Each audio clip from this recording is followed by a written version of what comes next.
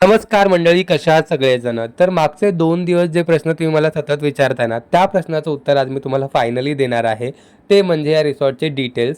तर आम्ही आलो होतो हँगआउट रिसॉर्टला. या रिसॉर्टचं वैशिष्ट्य विचाराल तर हे रिसॉर्ट आहे रिव्हरफ्रंट रिसॉर्ट.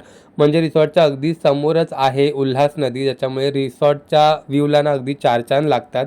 फॅमिलीसाठी, ग्रुपसाठी वेगवेगळ्या स्पेशियस रूम्स यांच्याकडे अवेलेबल आहेत. जेवणाचं विचाराल तर तुमच्या पॅकेजमध्ये तुम्हाला गेल्या गेल्या लंच, त्याच्यानंतर इव्हनिंग स्नॅक्स, संध्याकाळचं जेवण आणि दुसऱ्या दिवशीचा ब्रेकफास्ट असे 4 कोर्स तुम्हाला दिले जातात.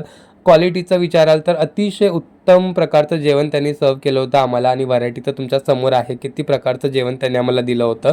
फॅमिली फ्रेंडली रिसॉर्ट आहे आणि मुलांसाठी तर खरंच खूप भारी जागा आहे.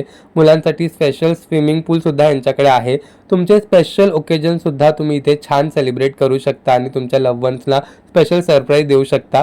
संध्याकाळचा व्ह्यू तर टॉप नॉच आहे रिसॉर्टचा.